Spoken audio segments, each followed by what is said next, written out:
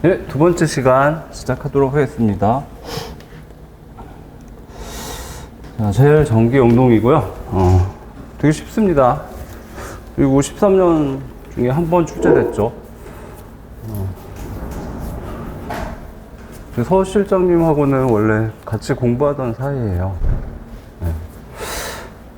네, 한 번은 출제될 수 있어요. 워낙 중요한 테크닉이기 때문에, 아니, 중요하다기보다는 기본적으로 맨날 하기 때문에, PCR 돌리면 젤 러닝이라고 많이 합니다. 실험실에서는. 전기 용동 이런 말은, 그때는 들어본 적이 없어요. 너 러닝 했어? 라고 물어봅니다. 젤에다가 전기 용동을 해서 시료를 걸어주면 전기장에 의해서 DNA가 이동하죠. DNA가 열심히 달리죠. 그래서 젤 러닝이라고 하고, 러닝이라고 하고. 또 여러분은 젤 전기 용동이라는 용어를 아셔야 되겠죠? 그냥 액체 속을 DNA 시료가 가는 게 아니고, 젤 속을 갑니다. 젤은, 무슨 무기였지? 청포무기인가? 하얀색. 거의 묵 같아요. 처음에 석사 됐을 때는 먹어보고 싶은. 그래서 한 번은 출제될 만하고, 근데 금방 또 다시 출제된다 그럴 문제는 아니고, 그래도 기본이니까 알아야 되고, 기출 영양 분석 부분 써놨죠. 제일 중요한 게 역시 아까 공부하신 DNA 재조합이죠. 그 다음이 PCR이라고 할 수 있고, 젤 전기 용동은 뭐 워낙 기본이니까 일부러 쉽게 사람은 이 정도 맞춰야 돼 라고 내셨을 것 같아요. 그 다음에 중요한 게 RFLP하고 블러팅도 한 번 나올만 합니다. 젤 전기 용동하고 관련이 있는 기술이고, 마이크로 어레이는 워낙 핫 이슈였던, 분자 생물학 기법으로도 유명하지만 핫 이슈고 앞으로도 계속 핫 이슈이기 때문에 마이크로 어레이 한 번 더 나올 수도 있습니다. 그렇죠. 그 다음에 좀 주의하셔야 되는 건 이제 잠깐 말씀드렸는데 제한 요소 중요하죠. 정확하게 잡아서 자른다는 거 굉장히 어려운데 제한 요소 때문에 생물학이 뭐 한 10년 앞당겨졌다 그래도 반박할 수 없습니다. 중요한데 이제는 마음대로 내가 원하는 서열을 자를 수 있는 가위를 만들어냈죠. 노벨상을 받았습니다, 최근에. 그래서 크리스퍼 유전자 가위는 그 시사 테마 특강에서 다룰 테니까 교재에도 뭐 좀 기본적으로 나와 있죠. 공부하셔야 되고, 또 하나는 시퀀싱 기술이 이제 중요하다는 거 아시겠죠? 그 서열 분석, DNA 서열 분석이 중요한데 지금 캠벨에는 넥스트 제너레이션 이제 시퀀싱이 나와요.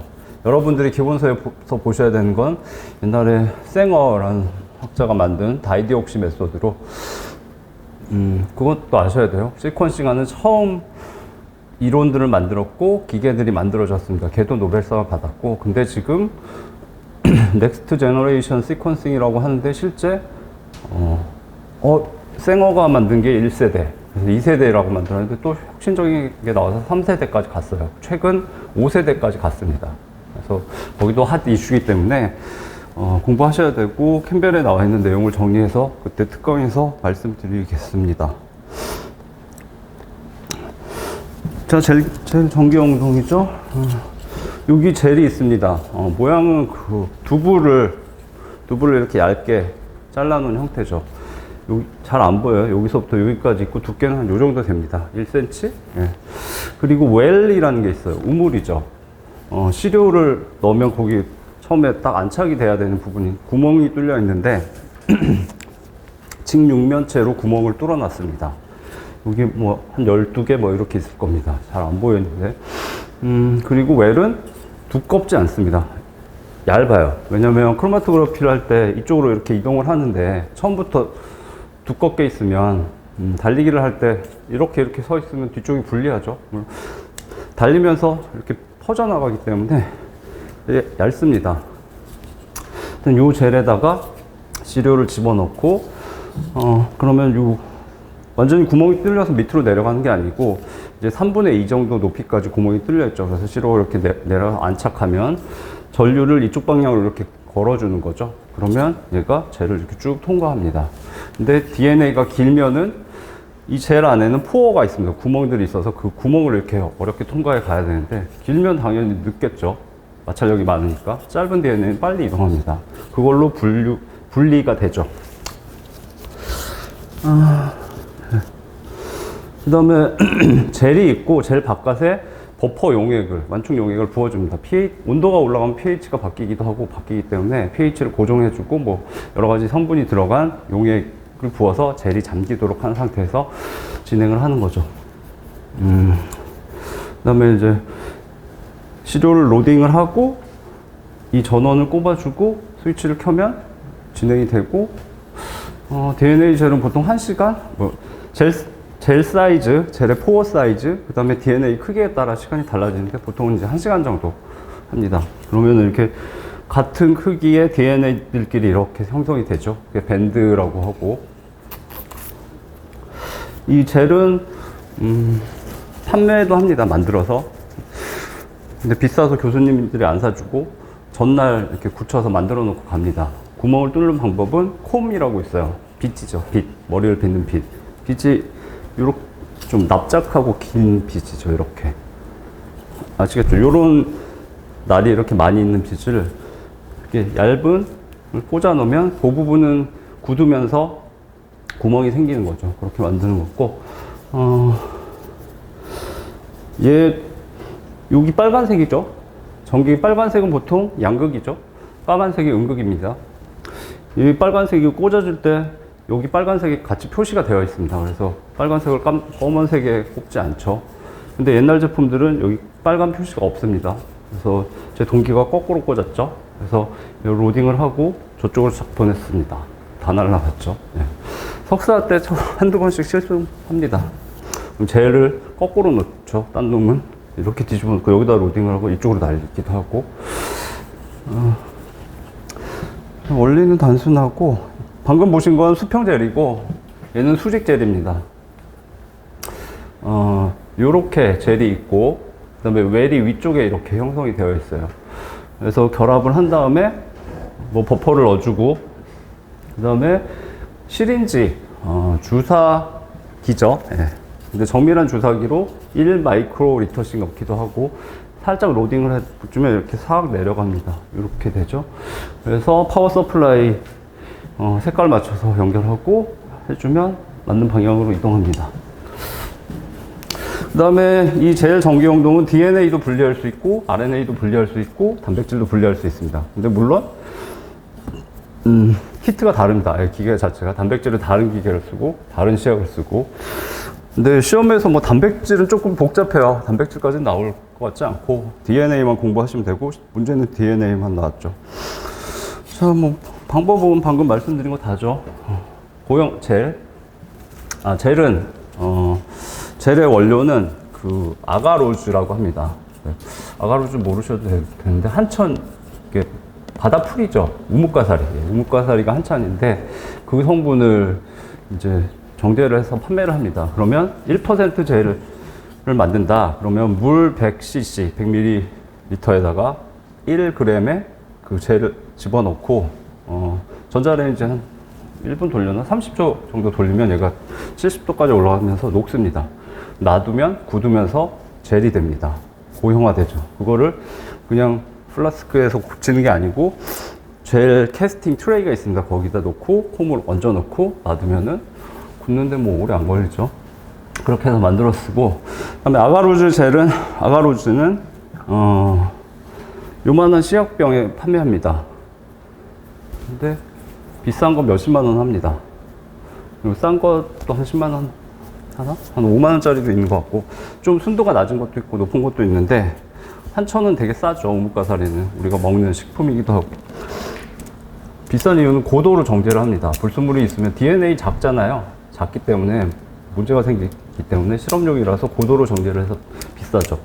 그 다음에 작은 DNA를 분리를 해야 된다. 그러면 2%, 뭐 1.5%를 넣습니다. 그 아가로즈가 많으면 더 촘촘해지고 포가 더 작아집니다. 뭐 자세히 아실 필요는 없고 그냥 배경 설명해 드리면 기억이 날 테니까, 완충용액 담고 탱크에 넣습니다. 그 다음에 뭐 DNA, RNA, 단백질, 그 다음에 표준 시료가 필요합니다. 그래서 젤의 외래다 이렇게. 아까 실린지를 쓴다고 말씀드렸는데 주사기죠, 주사기. 보통 파이펫이라고 이렇게 볼펜 하듯이 이렇게 하면 분주가 되는 걸 많이 씁니다. 그 석사를 하려고 실험실에 들어갔는데 파이펫이 없어서 실험을 못하고 4시간 동안 멍하니 앉아있고 교수님한테 혼나고 파이펫 사주세요를 파이펫을 사줘야 일을 하죠. 그게 없으면 아예 못합니다. 계속 이거 하는 게 뭐 생화학자, 분자생물학자 똑같습니다. 실험을 무슨 맨날 이거 하고 있습니다. 분주하고 있는데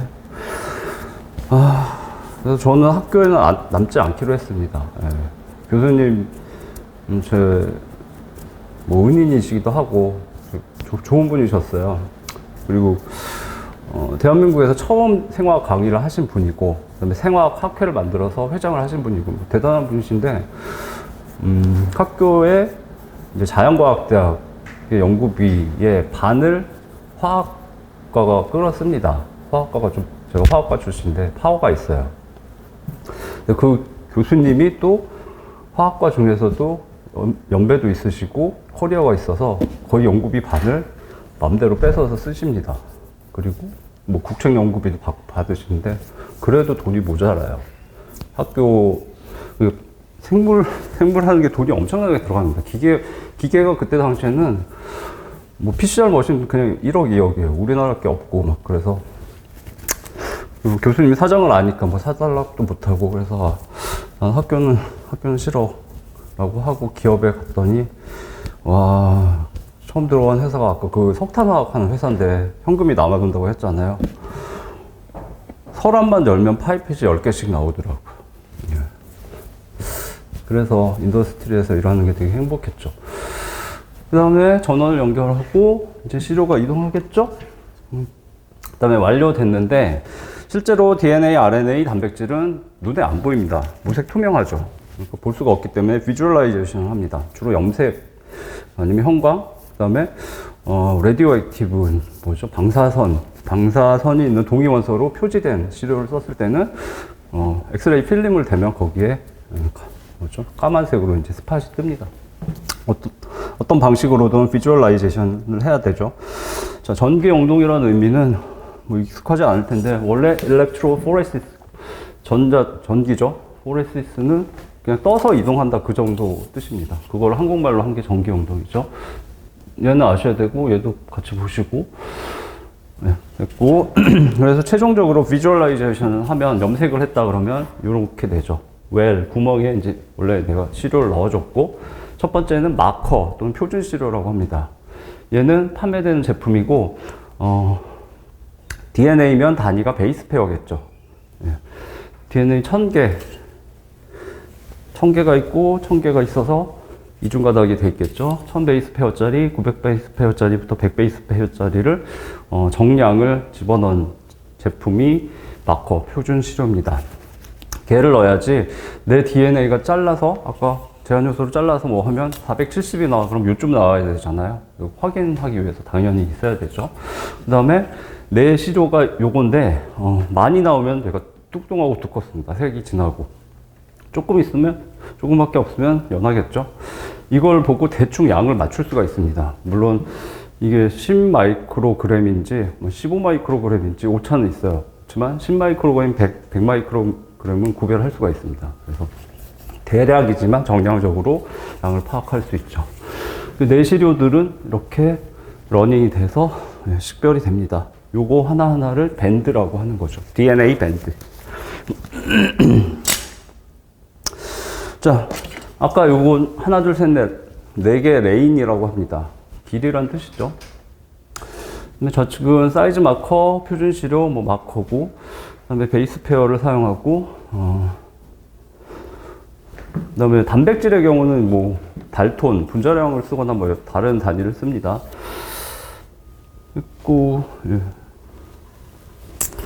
그래서 표준 시료를 통해서 그 사이즈를 파악할 수 있고 밴드의 두께와 색깔을 통해서 양을 파악할 수 있다 보셨고, 그리고 긴 DNA는 당연히 늦게 이동할 수밖에 없죠. 뭐 그 내용이 있고 젤의 성분은 아가로스다. 요것도 가볍게 보시긴 하셔야 될 것 같아요. 폴리아크릴아마이드 젤, 그냥 그런 거 들어본 것 같다 정도 하시면 되는데, 아크릴아마이드는 좀 독성이 강한 이제 화학물질인데, 폴리머리제이션을 시킵니다. 그래서 길게 네트워크를 만들어주죠. 중합체를 만들어주는데, 그래서 중합체가 되면은 반응성이 강한 부분이 결합에 사용되기 때문에 그 다음에 유해하지 않습니다. 그래서 또 아까 말씀드린 아가로즈처럼 젤을 만드는데 얘는 네트워크를 만들 때 아가로즈보다 더 치밀한 구성을 만듭니다. 그래서 작은 물질을 분리할 때 쓴다. 그래서 이름은 들어봤다 정도 하시면 되고, 그러니까 시각화는 말씀드린 대로 이제 색깔을 보이게 하는데 ETBR은 기억하셔야 됩니다. 나올 수 있습니다. DNA는 에티듐 브로마이드를 씁니다. 에티듐 브로마이드는 실험하는 사람도 모르는 경우가 있고 그냥 다 ETBR이라고 부릅니다. 얘는 이제 DNA 사이에 끼어들어 모양이 약간 판형이에요. 납작한 형태라서 DNA는 이중나선 구조고 그루브가 있죠. 이렇게 계곡이죠. 쑥 들어간 부분. 들어간 부분도 같이 이렇게 돼 있겠죠. 그래서 메이저 그루브와 마이너 그루브가 있죠. 근데 그 그루브에 끼어 들어갑니다. 그루브에 끼어 들어가면 UV를 쪼이면 형광을 나타내죠. 그래서 비주얼라이제이션에 사용하고, 근데 1급 발암 물질입니다. 그래서 사용을 안 해야 되는데 얘를 대체할 수 있는 게 없어요. 그래서 전 세계 뭐 미국이나 유럽은 모르겠는데 우리나라에서는 ETBR을 어쩔 수 없이 씁니다. 자주 싸워요. ETBR 흘리고 그런 애들이 있어서 후배들 그러면 가만히 안 둡니다. 정말 위험하거든요. 그건 건강상의 문제이기 때문에 저도 실수해서 뭐 선배한테 많이 혼나기도 했고, 근데 좀 지나면 너무 바빠요. 실험실 생활하는 게. 그래서 흘리고 모르고 지나가기도 합니다. 알면서도. 그럼 교수님한테 깨지고 힘들었습니다. 그 다음에 이제 단백질 자체가 나올 것 같지는 않은데 쿠마시 블루라는 걸 씁니다. 쿠마시라는 사람이 만든 거죠. 그냥 이름 들어봤다 정도 보시면 되고, 은가루가 들어간 실버 스테이닝도 씁니다. 얘도 이름은 들어봤다 하면 되는데 어느 게 더 비쌀까요? 예, 얘가 비쌉니다. 그래서 더 정확하게 잘 나오는데 교수님이 잘 안 사줍니다. 그래서 몇 번 못 써봤고, 못 써봤고, 방사선 물질이 있으면 이제 관광필름 이용해서 하죠. 방사선 물질은 주로 동위원소죠. 예. 여러분 잘 모르셔도 되지만 동위원소는 중성자가 보통 한두 개 더 있죠. 근데 중성자가 한두 개 더 있으면 무조건 다 방사성 동위원소다. 맞을까요? 맞으면 얘기 안 하겠죠. 네, 틀립니다. 중성자가 하나 더 있는데도 안정한 경우가 있어요. 분해가 안 되고. 걔는 방사선을 굳이 방출하지 않습니다. 대부분 근데 2개 이상 많이 붙으면 불안정하죠. 그래서 원래 안정한 원자로 돌아가기 위해서 깨지는 과정이죠. 그 사이에 알파, 베타, 감마 선이 나옵니다. 그게 방사선이죠. 동위 원소 중에는 방사선이 없는 경우도 있다는, 뭐 나중에 화학이나 이런 데서 좀 이슈가 될 수 있으니까 봐두시고. 자, 문제 자체는 아주 쉽습니다. DNA 절편. 절편이라는 말이 나왔는데, 이제 DNA 시료인데 보통 제한요소로 긴 DNA를 다루진 않죠. 난 유전자만 다루니까. 제한요소로 자르고 그러니까 이제 절편들이 생깁니다. 자르고 남은 것들, 엉뚱한 애들이. 이런 절편들이 이렇게 젤 러닝이 되는, 전개가 되는 거죠. 음극으로 이동한다. 아까 말씀드렸듯이 뭐 선배도 바쁘고 후배도 바쁘죠. 실험실에서. 근데 새로 들어와서 거꾸로 전극을 거꾸로 꽂아서 보면 선배가 와서 그냥 뒤통수 때리죠. 예. 아, 멍청한 놈, 끝입니다. 근데 너 왜 그랬어? 색깔이 안 보여서요. 그럼 다행인데, 야, 음극에서 양극으로 가, 양극에서 음극으로 가. 음극으로 가죠. 그럼 그때는 이제 선배한테 무지 깨집니다. 예. 실험할 자격이 없는 거죠. 근데 잘 까먹습니다. 뭐 전공자들도. 음극일 수밖에 없어요. DNA는. 다 아시죠? 복습 가볍게 하면. 원프라임 카본에는 ATGC 염기가 붙죠. RNA의 경우는 AUGC죠. 투프라임 카본에는 OH나 H가 붙는데 OH는 RNA, 라이보 뉴클레오타이드고 H는 DNA, 디옥시라이보 뉴클레오타이드죠. 3번은 OH 결합에 사용되고 4번 필요 없고 5번 튀어나와 있고 6번에 인산기가 결합하고 원재료인 DNTP나 RNA의 원재료인 NTP, ATP, DTP, GTP 이런 것들이죠. 는 TP니까 트라이포스페이트죠. 인산기가 3개고.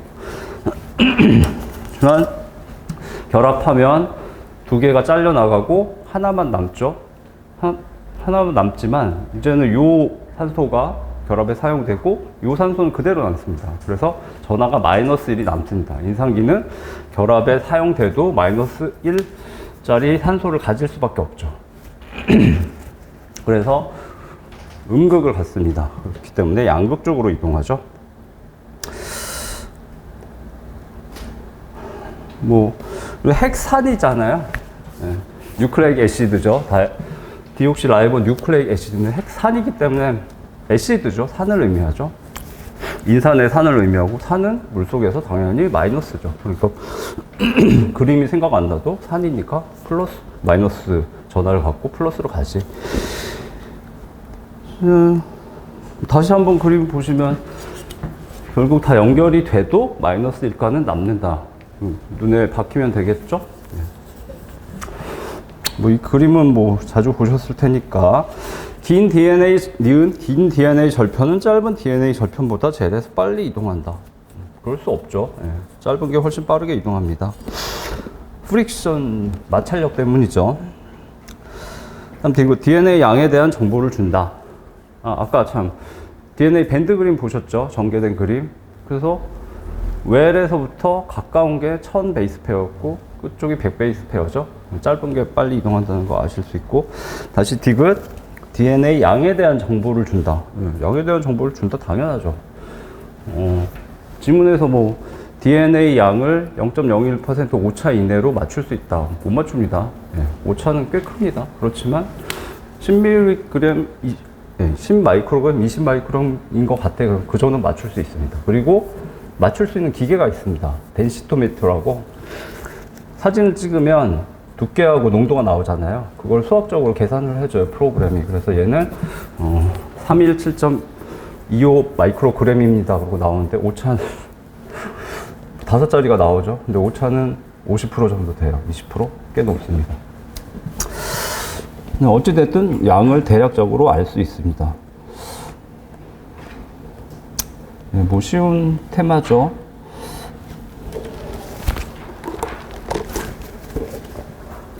자, 적응 면역. 면역학이죠.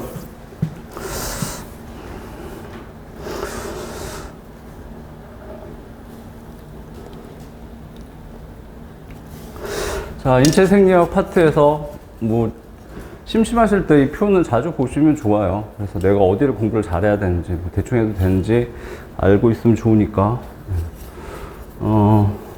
내분비계, 순환계가 가장 많이 나왔고, 순환계는 되게 쉽고, 내분비계는 보통 좀 어렵습니다. 어려운 문제들이 나왔죠. 자, 지금 면역계고 3문제가 나왔습니다. 면역 세포 항체, 적응 면역. 시기별로 대충 이렇게 골고루 나왔네요. 뭐 면역계 3문제 정도 적당한 것 같습니다. 3문제나 4문제. 근데 이제 말씀드렸듯이 면역계의 테마는 굉장히 넓어요. 면역학 굉장히 어렵고 공부할 게 많죠. 근데 한쪽만 편중돼서 나왔어요. 출제자분 성향인지 쉬운 걸 내려니까 그거밖에 없는 건지 잘 모르겠고요. 앞으로 어떻게 나올지 예측해봐라. 네가 해봐라 라고 모르겠습니다. 예측하기 좀 힘들어요.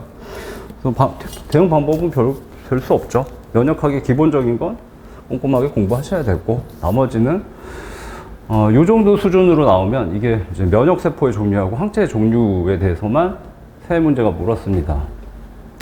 그 정도 수준으로 테마를 잡으면 면역학에서 한 10개 정도 테마를 잡을 수 있어요. 그걸 다 공부하면 되죠. 근데 그것까지 다 공부할 수가 없죠. 예. 그래서 어쩔 수 없이 기출에 관련된 왜 이게 나오는지 모르지만 방금 말씀드린 면역세포의 종류하고 항체의 종류는 그래도 기출을 커버할 수준으로 하시고 나머지 테마들은 그냥 기본만 조금 봐두시고 그냥 방어하시는 수밖에 없습니다. 여기는 뭐 어떻게 커버할 수 있다라고 말씀드릴 수 있는 부분은 아니고 인체생리학은 완벽하게 커버하는 걸 목적으로 하는 건 위험합니다. 전공자들이나 생각하는 부분이고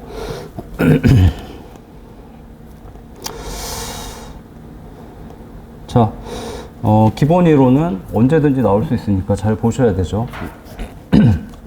근데 쉽습니다. 쉬운데 기억이 잘 안 나요. 공부 몇 번 하셔도 계속 까먹고. 그래서 이 테이블이 핵심이죠. 계속 까먹어도 결국 이 테이블은 머리에 남아있어야 생각을 시작할 수 있기 때문에 여기서 헷갈려 버리면 뭐 하부에서 다 헷갈리니까 끝입니다. 이 테이블 어쩔 수 없이 자주 보셔야 되고 어렵진 않죠. 이제 뭐 병원체는 대표적인 게 세균과 바이러스죠. 예.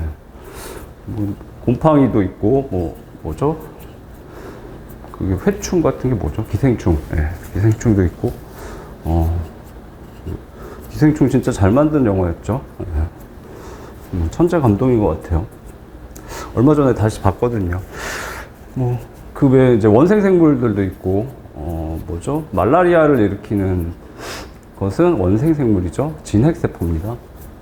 곰팡이도 진핵세포고 바이러스는 생물과 무생물의 중간이죠. 어쨌든 병원체들이 있는데 병원체가 들어오면 이제 사람의 경우 방어 기작입니다. 뭐 생리학에서는 사람밖에 안 나오니까 다행이죠. 여기 선천성 면역은 모든 동물이 갖고 있고 후천성 면역은 척추동물만 갖고 있습니다. 근데 이건 기억 안 하셔도 되겠죠? 네, 사람만 나오니까. 자, 사람의 경우로 한정하겠습니다. 그래서 선천성 면역과 후천성 면역 두 가지가 있습니다. 선천성 면역은 비특이적 면역이라고 하고 후천성 면역은 특이적 면역이라고 합니다. 거의 동일어라고 보셔야 돼요.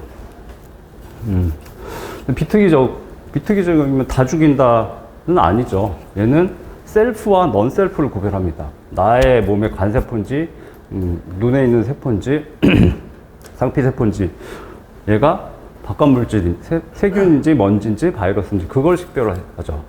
그것도 특이적이죠. 그렇지만 얘는 훨씬 더 스페시픽하기 때문에 얘는 상대적으로 비특이라고 합니다.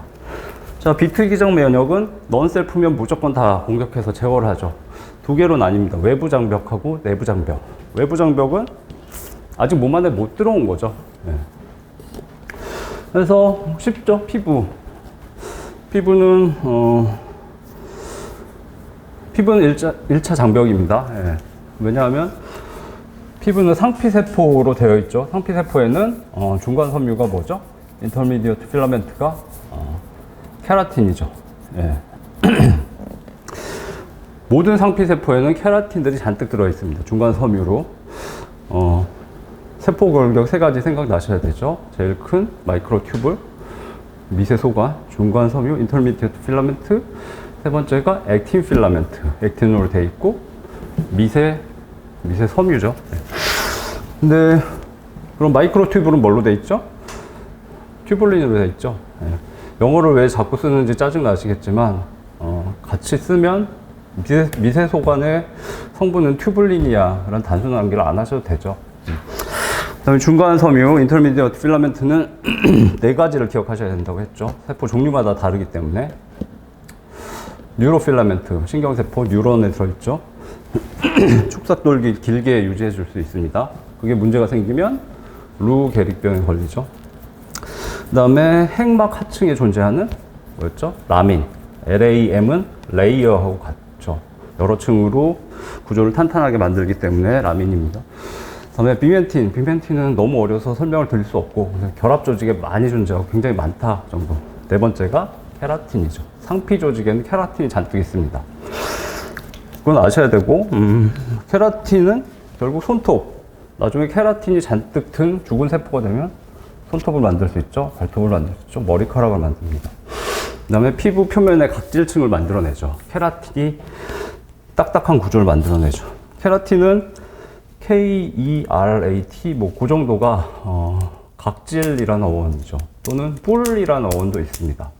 뿔도 코뿔 코뿔소. 발음 어렵네요. 네, 코뿔소의 뿔도 케라틴이죠. 네. 트리케라톱스가 있죠. 공룡 좋아하시는 분들은 뿔이 3개죠. 여기 하나, 여기 2개. 아니, 여기 있구나. 여기 하나, 2개. 네. 트리케라톱스. 3개 뿔을 가진 공룡인데, 뿔이란 뜻이 있습니다. 그래서, 공통점이 뭐죠? 손톱, 발톱, 머리카락, 뿔, 몸의 표면에 있는 겁니다. 상피세포가 케라톤을 갖고 있기 때문에 그걸 이용해서 탄탄한 구조물을 만들어내서 사용하는 거죠. 그래서 케라틴을 기억하셔야 되고, 다음 피부는 진피와 표피로 나뉘죠. 다쳤을 때, 의사는 진피를 다쳤는지 표피를 다쳤는지 확인을 합니다. 진피를 다치면 진피에서는 그 모세포가 계속 세포 분열을 해서 새로운 애기 피부 세포들을 만들어줍니다. 그럼 계속 위로 올라가겠죠, 밀려서. 진피층이 다치면 재생이 안 됩니다. 어렵습니다. 표피가 다치면 계속 재생됩니다. 그래서 확인을 합니다. 진피에서 피부 세포들 쭉 올려주면 올라가면서 얘가 성장하겠죠? 생장하겠죠?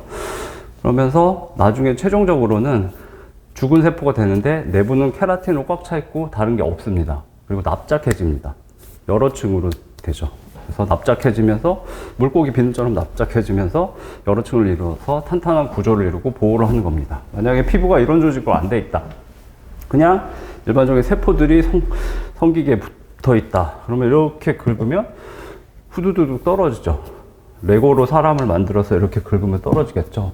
그래서 피부는 물리적 보호력을 갖기 위해서 방금 말씀드린 진피, 표피, 그 다음에 각질층 구조로 되어 있습니다. 각질은 나중에 열심히 목욕탕 가서 밀면 떨어지죠. 자연적으로 떨어지기도 하고. 그런 구조를 만들어서 1차 방어를 하는 거죠. 점막은 기관지 상피세포 말씀드렸으니까 아시겠죠. 점막이 있어서 먼지나 병원체를 잡아서 외부로 배출시킵니다. 분비물, 눈물이나 땀이나 이런 것은 뭐 체온을 낮춰주는 효과도 있지만 씻어내는 효과가 있습니다. 이거는 병원체가 못 들어왔을 때고 들어왔습니다. 장미 가시에 찔렸습니다. 그때 얘기죠. 나의 최종 방어선을 외부 물질이 뚫고 들어왔을 때. 자, 식세포, 대식세포 같은 게 와가지고 잡아먹죠. 세균이다 그러면 잡아먹어 분해시켜 버립니다. 뭐 먼지도 분해해버리고 배출하고. 그 다음에 자연살상 세포, NK 세포도 기억하셔야 됩니다. 내추럴 킬러 셀이에요. 그래서 자연살상이고 NK 셀로도 나올 수 있고, 얘도 주로 이제 세균을 죽입니다. 근데 얘는 좀 군인이라고 해야 되고, 얘는 네크로맨서 정도 되죠. 네, 네크로맨서는 게임하시는 분들만 아나? 네크로맨서 그러면, 네크로는 블랙이란 뜻이죠. 그래서 뭐, 암흑의 마법사나 뭐, 그런 사악한 마법사들이라고 생각하시면 되고,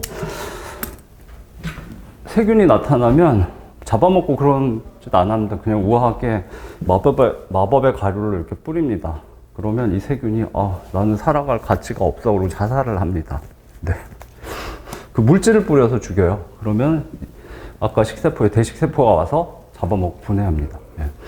뿌리는 물질이, 세포는 자기가 자살하는 기능이 유전자에 들어있어요. 네. 왜 자살을 하냐면 여러 가지 이유가 있지만, 내가 잘못됐을 때 내 몸 안에 있는 세포가 잘못돼서 내 조직에 피해를 준다. 그러면 판단되면 자살을 합니다. 그러도록 유전자에 각인이 되어 있죠. 그리고 태아의 경우는 손이 이렇게 손가락이 5개가 나와서 손이 생기는 게 아니고 판이 생깁니다. 이런 판이 생긴 다음에 자라면서 여기 세포들이 자살을 해요. 그래서 갈라집니다. 뭐 그럴 때도 필요하고, 개구리, 올챙이 꼬리 없어져야 되잖아요. 네. 자살하면 그 유기물들을 다 사용을 하죠. 그런 기능이 있기 때문에 그 기능을 이용해서 세균을 죽게 만듭니다. 차이가 있으니까, 뭐 면역세포 종류 많어, 그거 종류가 많아, 그렇게 하시면 안 되고, 그래도 차이를 섬세하게 기억하시면 나중에 남는 게 있으니까. 항생물질들이 작용하죠. 인터페론은 바이러스가 들어와서 감염되면 이건 이제 죽어가면서 나는 죽지만 내 죽음을 남들에게 알려라라고 인터페론을 분비합니다. 그럼 다른 세포들을 자극하고 다른 세포들은 항바이러스 물질을 분비하기 시작합니다. 자기 희생하는 거죠. 보체는 주로 뭐 체액 속에, 혈액 속에 존재하는데 단백질들이 붙어 있다가 이런 뭐 세균이 들어왔다는 게 감지가 되면 단백질들이 결합합니다. 결합해서 그 세균, 멤브레인 어택 컴플렉스라고 맥이라고 있는데 그것까지는 모르셔도 되고 어떤 물질을 보내서 세균의 표면에 세포막이 있죠. 세포막 물질은 인지질 이중층이죠. 그걸 뚫어버릴 수 있는 구조물을 만들어냅니다. 구멍이 나면 세균이 터져서 죽습니다. 그럼 아까 대식세포가 또 오죠. 그래서 먹어버리죠.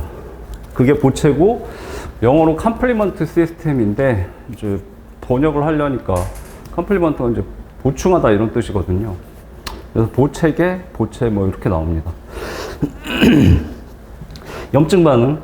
염증 반응은 염증이 있으면 몸에 안 좋죠. 안 좋다고 생각하는데 맞기도 하고 틀리기도 합니다. 염증은 필요하죠. 어쩔 수 없이.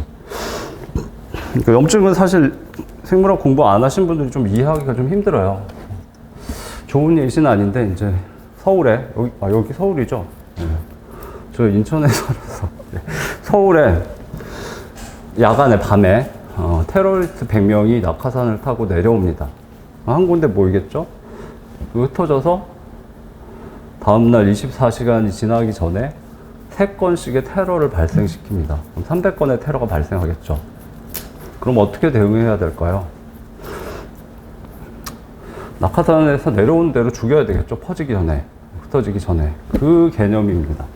여기 장미가시에 찔렸어요. 그러면 이제 뭐 먼지도 들어오고 흙도 들어오지만 이제 뭐 세균 바이러스들이 문제죠. 얘네가 그냥 들어왔는데 구멍이 조그매. 그러면 가서 천천히 제거하지 뭐라고 하면 안 되겠죠. 얘가 혈관을 통해서 퍼져나가면 위험합니다. 여기 있을 때 바로 즉각적으로 바리케이트를 쳐서 못 나가게 한 다음에 바로 죽여야 되겠죠. 그게 염증입니다.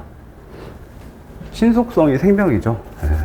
그래서 어쩔 수 없죠. 민간인들이 고지역은 죽습니다. 근데 서울의 테러리스트들이 퍼지도록 놔두면 더 많은 민간인이 죽으니까 어쩔 수 없이 낙하산에서 내렸을 때 바리케이트를 치고 뭐 소수의 민간인들은 어쩔 수 없고 여기서 죽여야 되겠죠. 그런 시스템이에요.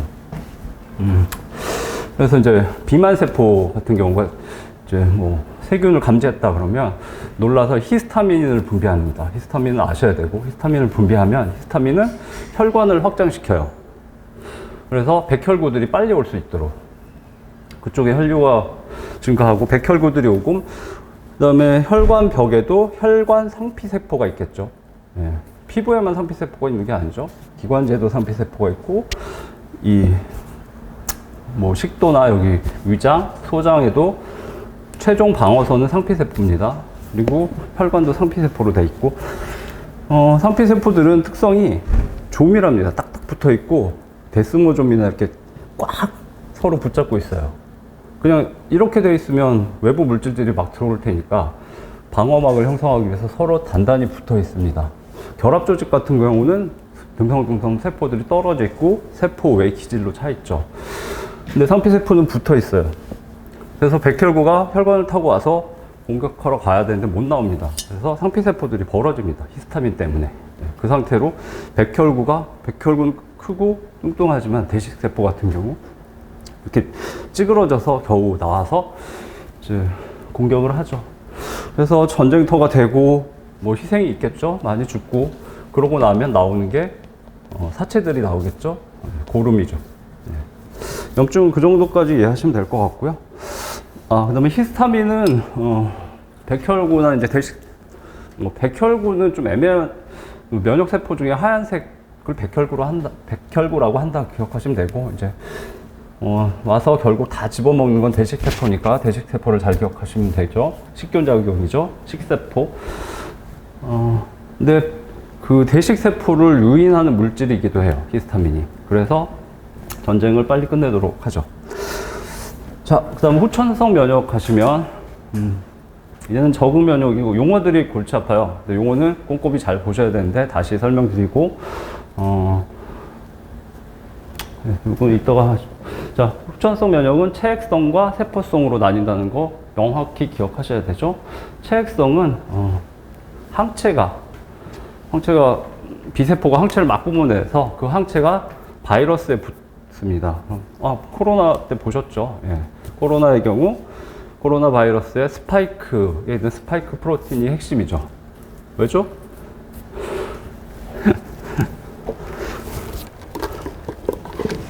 얘가 사람의 호흡기 상피세포에 ACE2 리셉터를 이용해서 들어가죠. 나 ACE2야 그러고 들어가죠. 그래서 그 스파이크를 항체가 막아버리면 무력화되죠. 중화항체, 뉴트럴라이징 엔티바디죠. 무력화된 그리고 하여튼 다시 설명드리겠습니다. 항체가 방어하는 거죠. 세포 내부가 아니라 체액에서 일어나기 때문에 체액성 면역입니다. 세포성 면역은 아까 네크로맨스 있었죠. 예, NK셀, 내추럴 킬러셀, 자연살상 세포가 이렇게 우아하게 뿌리죠. 같은 애가 있습니다. 얘는 T셀이죠. 사이토탁식 T셀. 우리말로 세포 독성 T셀이죠. 옛날 용어가 저는 되게 좋았거든요. 근데 캠벨도 안 쓰고 이제 바뀌는 것 같아요. 옛날 용어는 킬러 T셀이었습니다. 되게 멋있다고 생각했는데 사이토탁식 T셀로 요즘 쓰고 있습니다. 킬러 T셀로 나올 수도 있어요. 걔도 네크로맨서입니다. 가서 세균 솔솔 가루를 뿌립니다. 뒤쪽에 설명 다시 나오는데 퍼포린하고 그랜자임을 뿌리면 세균이 나 너무 잘못 살았어 그러고 자살하죠. 그러면 아까 그 대식 세포가 와서 다 먹어줍니다. 세포 대 세포로 싸우죠. 그래서 세포성 면역입니다. 그다음에 아까 NK셀하고 지금 이제 킬러 T셀, 사이토탁식 T셀이 헷갈릴 텐데 NK셀은 그냥 세균이면 다 잡아먹습니다. 근데 킬러 T셀은 더 우아해요. 자기가 죽이는 세균이 정해져 있습니다. 걔만 죽이고 딴 세균 지나가도 신경 안 씁니다. 네, 그걸 좀 공부하시면 되고 면역학은 내용이 많아요. 기본만 해도. 네.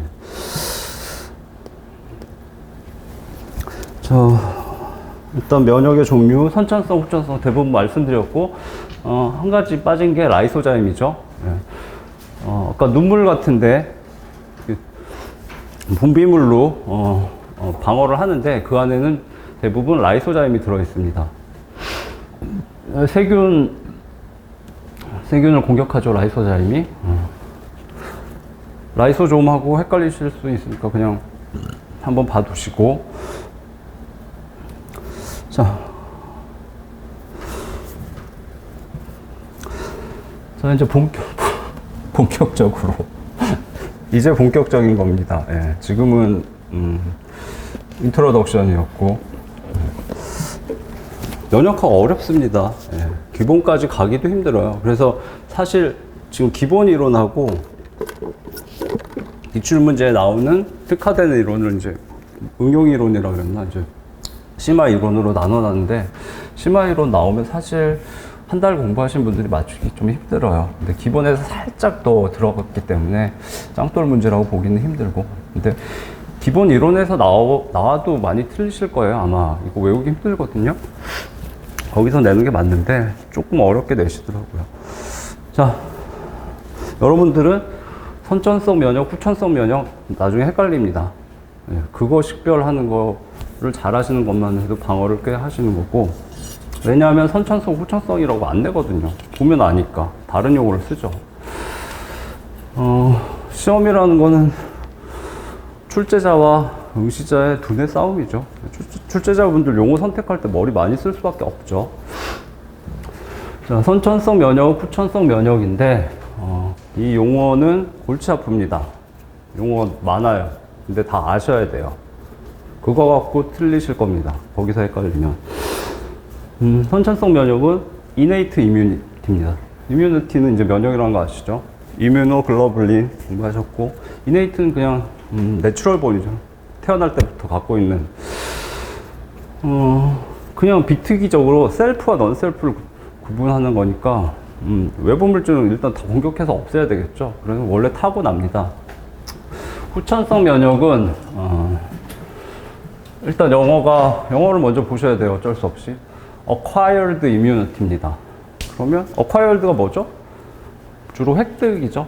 예. 그래서 acquired immunity를 사용을 하는데 획득 면역이라는 말을 사용을 했었습니다. 요즘도 쓸 겁니다. 그래서 획득을 아셔야 되는데 문제는 좀 이상하죠. 이거는 태어난 다음에 환경에 적응하다 보니까 얻게 된 거죠. 얻은 걸 수도 있지만 당한 걸 수도 있어요. 이건 면역학이라서 이제 내가 원하는 면역을 획득한 거니까 맞지만, 에이즈를 보시죠. 에이즈. 후천성 면역 결핍증이죠. Acquired Immunodeficiency Syndrome입니다. Immunodeficiency 면역 결핍이고, 신드롬은 증후군이죠. Acquired가 문제인데, 에이즈를 내가 acquire 했나요? 획득했나요? 내 의지로? 아니죠. 네. 생물학에서 innate, acquired가 같이 나옵니다. 항상.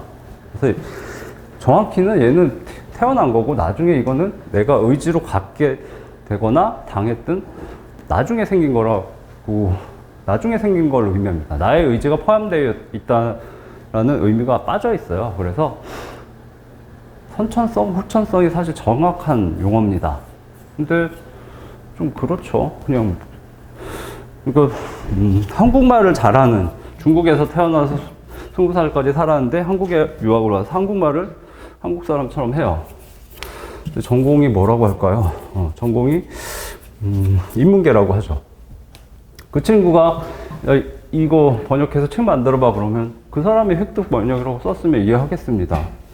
근데 한국 사람이고 생물학자인데 획득 면역이라고 쓰면 안 되겠죠. 저는 이 용어는 반대인데 시험에 나올 수 있습니다. 어쩔 수 없고. 근데 문제는 어댑티브가 있습니다. 이름이 제인웨이였던 것 같아요. 생물학의 바이블은 캠벨이고, 면역학의 바이블까지는 아니고 1위가 제인웨이라는, 이름이 기억이 안 나요. 제인웨이였던 것 같아요. 그분의 책이 계속 탑입니다. 근데 제인웨이 이분이 30년 넘게 꾸준히, 학자들은 acquired 쓸 수밖에 없죠. 옛날 생물학에서는 innate acquired 썼으니까 어댑티브를 씁니다. 근데 이분의 권위가 있기 때문에 싸워서 통일을 하면 좋은데 통일이 안 됐어요. 그래서 결국 둘 다 씁니다. 영어권에서. 예. 그래서 둘 다 공식 용어예요. 근데 어댑티브가 사실 더 맞을 수도 있어요. 이 면역학의 한정에서는. 그쵸? 나는 한국에서 태어나서 한국의 풍토병에 익숙해진 면역 체계가 갖춰지죠. 아프리카에 태어났으면 거기에 맞는 면역 체계가 갖춰지죠. 적응하는 거죠. 그래서 그것 때문에 적응 면역을 쓰는지 모르겠습니다. 이분이 꾸준히 계속 안 바꾸고 쓰기 때문에 두 가지를 다 하셔야 돼요. 그래서 번역하면 얘는 적응 면역이죠. 그래서 얘는 이름이 하나지만 얘는 이름이 세 개일 수밖에 없습니다. acquired adaptive 때문에 후천성, 획득, 적응 면역. 그래서 다 하셔야 돼요. 이 쉬운 용어는 안 낼 거고 어려운 용어로 바꾸겠죠. 네. 자, 그 다음 선천성 면역은 아까 비특이적이었죠. 예, 넌스페시픽이고 얘는 특이적입니다. 얘는 너의 이름이 뭐야? 그리고 네임이고 얘는 너의 특성이 뭐야죠. 예, 특이적으로 해, 비특이적으로 해. 근데 똑같습니다. 결국 얘도 이름이 돼버릴 수밖에 없죠. 얘는 완전히 비특이, 얘는 특이기 때문에. 그래서 얘는 이름이 두 개. 얘는 이름이 하나, 둘, 셋, 네 개입니다. 네 개를 다 아셔야 돼요. 나중에 시간이 지나면 특이적, 비특이적이 헷갈리기 시작합니다. 그러면 뭐 출제자분들은 아시거든요. 그래서 어떤 용어로 함정을 팔지 모르기 때문에 아셔야 되고, 그러니까 이름만 갖고 설명을 오래 했죠. 네, 일부러 그런 거라고 생각하시고. 네. 이 개념이 안 떠올라서 틀리시기 쉬워요. 자, 중요 요소는 뭐 아까 다 보셨죠. 피부 점막, 라이소솜, 염증 반응, 식균 작용. 그 다음에 중요 요소는 체액성 면역은 항체죠. B셀, B세포가 항체를 분비하고, 세포성 면역, T셀. 이름이 뭐라고요? 킬러 T셀, 사이토탁식 T셀이 마법의 가루를 뿌리는 거죠. 세포성 면역이 있습니다. 그다음 마법의 가루는 세균뿐만 아니라 암세포는 자기 자살 기능이 고장났어요. 그래서 자살을 안 해요. 그래서 킬러 T셀, 사이토탁식 T셀이 가서 퍼포린하고 그랜자닌 뿌리면 그래도 정상이면 자살을 합니다. 면역세포는 아까 잡아먹는 대식세포, 호중구가 나오는데 얘도 대식세포처럼 잘 잡아먹습니다. NK셀, 네크로맨서였죠. 그 다음에 B셀, T셀. 시험에서 B셀, T셀이 나오죠. 서로 바꾸죠. 예. 이것만 해도 헷갈리죠. 예. 반응 속도는 빠르다. 그냥 넌셀프면 바로 죽이면 되니까 빠릅니다. 근데 얘네는 되게 정교해요. 그래서 아까 사이토탁식 T셀 말씀드렸죠? 세균이 지나가도 내 전공 세균이 아니면 그냥 놔둡니다. 그래서 그런 정교한 과정을 거치기 때문에 준비 시간도 길고 오래 걸려요. 그래서 보통 사람이 감염됐을 때 항체가 제대로 형성되는 건 항체 정도 나올 정도가 돼야 여기 면역이 활성화된 거거든요. 보통 일주일 봅니다. 굉장히 느리죠. 얘는 찔리면 바로 먼지 제거하고 세균 죽이고 합니다. 항원 기억 기능 없습니다. 얘는 그냥 외부 물질 다 죽이면 되니까 얘는 있습니다. 그래서 우리가 코로나 백신을 맞고 있죠. 백신을 맞으면 코로나 바이러스에 대해서는 바로 리액션을 할 수 있기 때문에. 네, 아까 그 용어들이죠. 번역 과정에서 이렇게 될 수밖에 없었던 것들. 자, 특이적, 비특이적. 이게 우리 시험에서는 핵심입니다. 예, 이거를 결국 시간이 지나면 까먹기 때문에 얘를 명확하게 머릿속에 넣으셔야 되는데, 자, 비특이적이라고 하는 거는 셀프와 넌셀프를 구별하죠. 예. 얘도 특이적으로, 너는 셀프야, 넌 셀프야 식별하긴 하지만 단순하죠. 그럼 특이적은 어느 정도 특이적이길래 이 특이적인 애를 비특이적이라는 이름을 붙이게 만들었는가? 세균이 있으면 세균을 어떻게 식별하는가?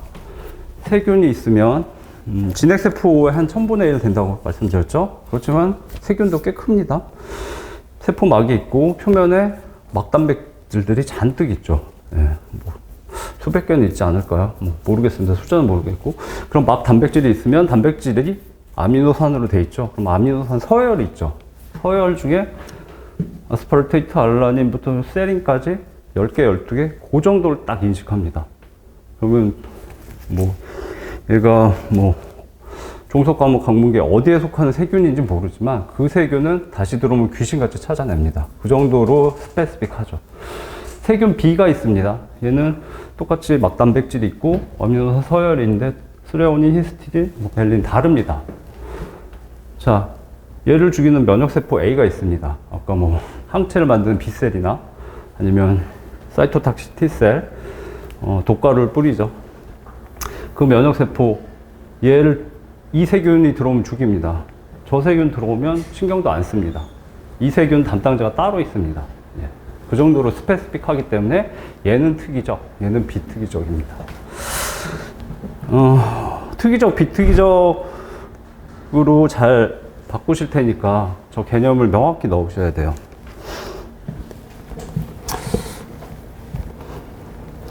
자, 여기 내용들은 이미 다 설명드린 부분이고, 자, 선천성 면역, innate immunity는 비특이적이죠? 대부분 설명드렸고, 자, 이제 재미있는 후천성 면역입니다. acquired 또는 획득, 그 다음에 후천성, 그 다음에 적응, 어댑티브, 그 다음에 특이적. 네 가지 이름을 다 아셔야 되고, 근데 어렵지는 않습니다. 자, 바이러스가 들어왔습니다. 그러면 대식세포가 잡아먹죠.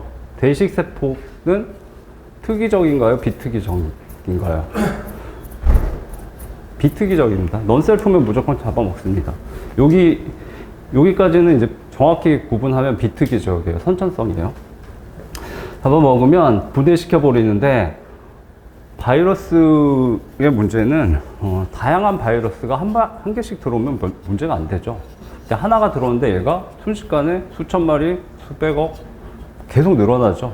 그래서 한 종류가 문제가 됩니다. 그래서 어떤 바이러스가 대량 증식하고 있다는 정보를 면역체계에 보고를 해야 돼요. 그래야 보고가 돼야지 대응을 하기 시작합니다. 면역이라는 거는 물량전이죠. 그 인간들의 전쟁하고 같아요. 바이러스가 초기에 빠르게 증식하면 면역 세포들이 그에 대응할 수 있는 면역 세포들이 많이 생성되지 못하면 사람이 죽을 수도 있는 거고, 바이러스가 강해도 숫자가 뭐 100만밖에 안 되는데 면역 세포가 뭐 1억이 나와서 항체가 1초에 몇백 개를 쏘든가 그래요. 비세포 하나가 엄청나요. 그러니까 뭐 발칸포 수준으로 빠르게 막 쏴댑니다. 그런 애들이 빠르게 생성이 되면 강한 바이러스가 와도 이기는 거죠. 네.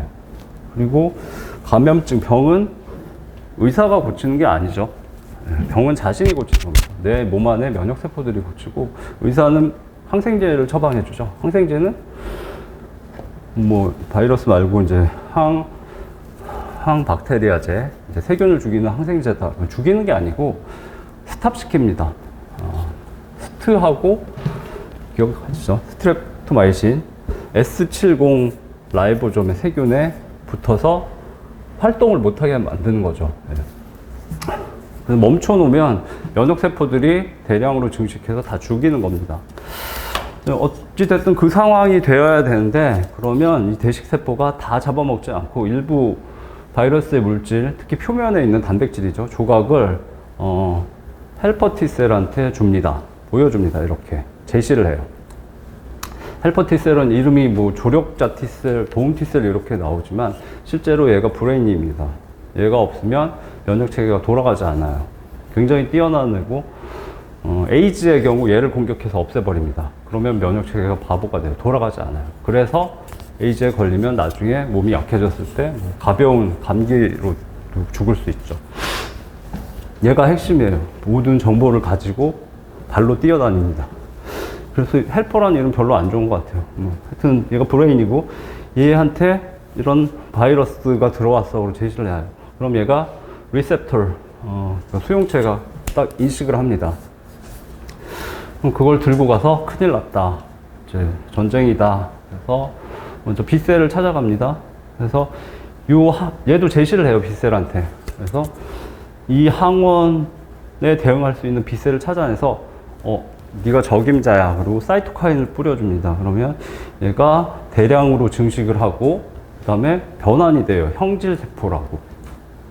형질세포는 얘가 전투병입니다. 얘가 아까 말한 1초에 뭐 수백 개의 항체들을 쏴댑니다. 그러면 항체가 바이러스에 붙고 얘가 못 움직이면 이 항체의 끝부분에는 대식세포를 유인하는 물질이 있어요. 뭐 히스타민도 대식세포를 유인하는 게 있고 대식세포가 와서 움직이지 못하는 바이러스를 초반에 다 잡아먹습니다. 그 다음에 사이토탁식 T셀도 찾아내요. 적임자를 찾아내면 얘들이 대량으로 증식하고 얘는 항체를 뿌리는 게 아니고 이제 감염된 세포를 찾아냅니다. 감염된 세포들마다 찾아내면서 컨택을 해요. 만져보고 너 감염됐어. 그러면 얘한테 마법의 가루를 뿌리죠. 펄포린과 브렌자임을 뿌리죠. 그러면 이 감염된 세포가 자살을 합니다. 그러면 이제 남으면 대식세포가 와서 먹어주죠.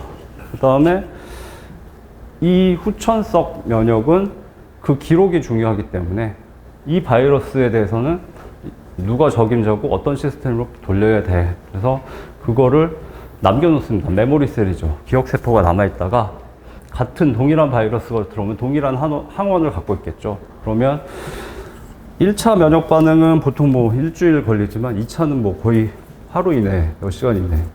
그래서 바이러스가 들어왔는지도 모르고 지나가게 됩니다. 안 그런 경우도 있고, 강력한 바이러스는. 효율적이죠. 그 지역에는 사실 그 바이러스가 계속 돌아다닐 가능성이 높으니까 거기에 맞는 체계의 면역 시스템이 발달하는 거죠. 재미있나요? 네. 재미있으실 거라고 믿겠습니다. 자, APC도 아셔야 되는데, 이제 방금처럼 이런 항원이 들어왔어라고 보여주는 과정이 제시입니다. 프리젠팅이죠. 표면에다가. 그래서 항원을 제시할 수 있는 세포들이 몇 가지 있어요. 아까처럼 대식 세포가 하죠. 헬퍼 T셀도 하고 몇 가지 있고, 그걸 항원 제시고, 이런 바이러스가 들어와서 큰일 났어라는 정보를 전 면역체계에 전달하는 과정이죠. 그 다음에 시험에서는 안 나왔고 약간 어려운 부분인데, 이걸 모르면 사실 면역학을 공부 안 한 거라서 한번 설명드리자면, 바이러스가 새로운 게 들어오면 B셀도 자기 관심 없는 항원에 대해서는 대응을 안 합니다. 얘도 대응을 안 합니다. 자기가 좋아하는 한 가지만 대응을 합니다. 그러면 항원 제시를 하면 셀이 찾아가서 야, 요런 항원이 있으니까 요런 항원을 가진 바이러스에 대응할 수 있게 네가 이 항체를 만들어. 그러면 바꿔서 만든다. 아닙니다. 저도 뭐 이게 캠벨을 공부하기 전에는 당연히 그럴 거라고 생각했는데 그게 아니고, B셀과 T셀은 그 모세포가 골수에 있습니다. 본메로. 그 뼈 안에 이렇게 액체들이 있는데, 이런 뼈 안에 액체들이 있는데 강력하게 보호되고 있는 거죠. 중요한 세포이기 때문에. 얘가 분화해서 B셀도 만들고 T셀도 만듭니다. 그럼 얘가 이제 성숙해서 그 역할을 해야 되는데, 얘는 그 본메로 뭐죠? 골수. 예. 골수 내부에서 성숙합니다. 그래서 얘는 B셀, 본메로의 B를 따는 거죠. 얘는 본메로 골수에서 태어나지만 이렇게 이동해서 여기 가슴샘이 있죠. 여기 갑상샘이 있고, 갑상샘은 타이로이드, 얘는 사이머스. 네, 다릅니다. 가슴샘으로 가서 사이머스에서 성숙합니다. 그래서 성숙한 장소가 사이머스이기 때문에 얘는 T셀. 그거하고 이제 항체를 만든다. 얘는 마법의 가루를 뿌린다. 자, 그런데 B셀이나 T셀은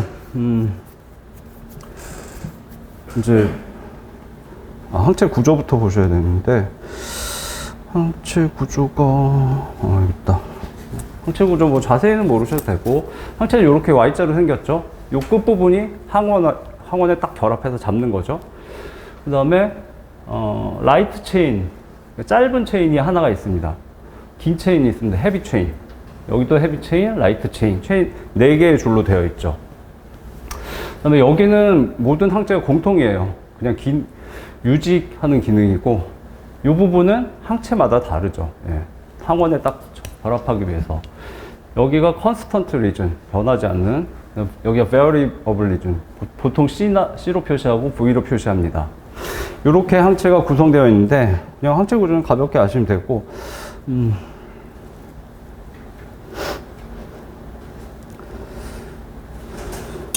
자, 항체를 만드는 B셀 내부에 유전자가 있겠죠.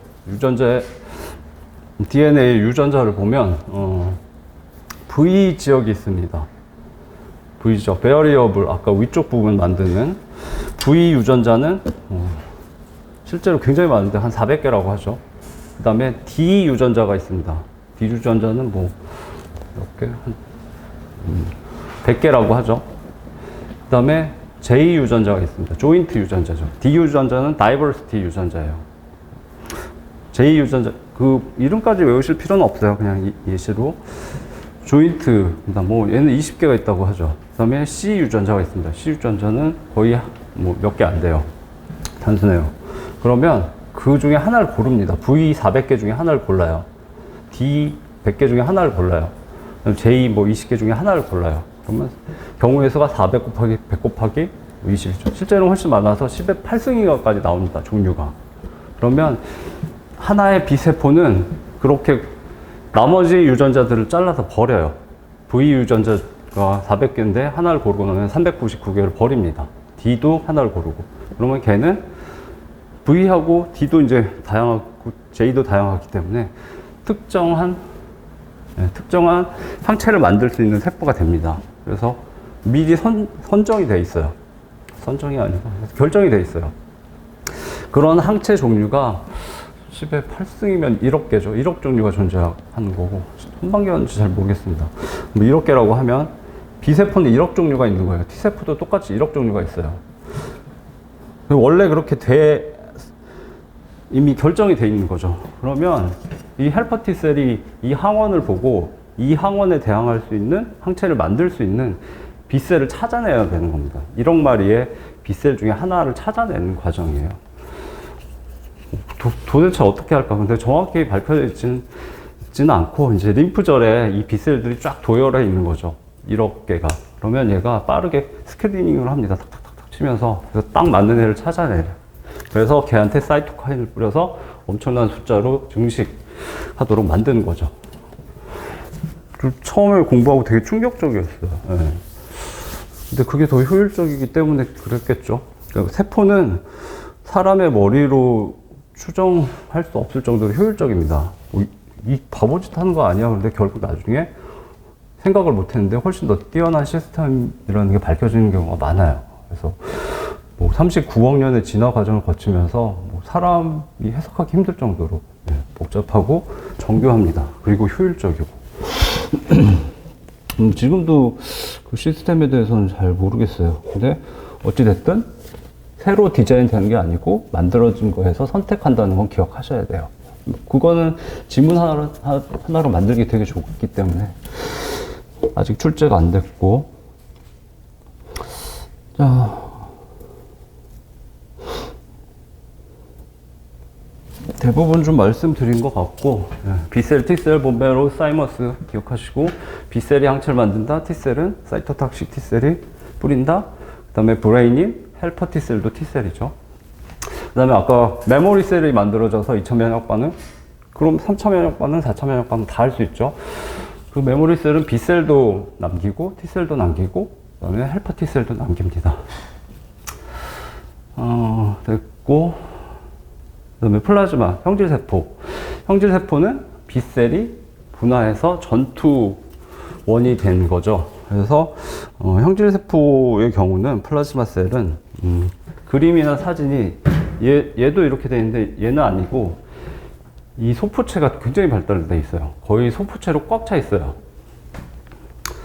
핵이 있고 나머지는 거의 소포체. 그렇게 그립니다. 이렇게 물결 무늬로. 왜일까요? 항체를 대량으로 만들어야 되기 때문이죠. RER, 러프 ER에서 거친면 소포체, 조면 소포체가 잔뜩 있어야지. 그리고 분비하기 때문에 프리 라이보좀에서 안 만듭니다. 거친면 소포체 표면에 존재하는 바운드 라이보좀에서 만들어야지 패스웨이를 통해서 세포 외부로 분비할 수 있죠. 걔가 잔뜩 필요하기 때문에 RER이 잔뜩 있습니다. 항체 분비를 이렇게 완전히 분화된 세포들은 다시 보통 세포 분열을 못 해요. 최종 병기죠. 최종 상태. 그 다음에 사이토카인. 커뮤니케이션을 할 때 사이토카인들을 씁니다. 헬퍼 T셀이 자, 이 항원들이 돌아다니고 있구나 라고 파악하면 이렇게 개의 B셀들이 도열해 있으면 탁탁탁탁 컨택을 해서 찾아내죠. 야, 드디어 너를 찾았다. 그러면 활성화를 시켜야 되죠. 그때 사이토카인을 뿌려줍니다. 그러면 얘가 그 대상자가 대량으로 증식하고 플라즈마 셀, 형질세포로 바뀌죠. 사이토는 셀이죠. 기억하시는 게 좋습니다. 사이토플라즘, 세포질이죠. 에리스로사이트. 에리스로는 빨강이라는 레드라는 뜻이고, 사이트는 셀입니다. 빨간 셀, 적혈구죠. 레드 블러드 셀. 루코사이트. 루코는 화이트라는 뜻입니다. 백혈구죠. 사이토 많이 나오고, 사이토카인 어차피 기억해야 되니까 사이토 셀 같습니다. 기억하시면 좋고, 카인은 카이네틱. 움직이게 하는 거죠. 그 B셀들이 빨리 움직이게 만들어야 되죠. 그래서 사이토카인이라고 이름을 붙였습니다. 재밌지만 힘드시죠? 속마음을 숨기지 마세요. 잠깐 15분 휴식하겠습니다.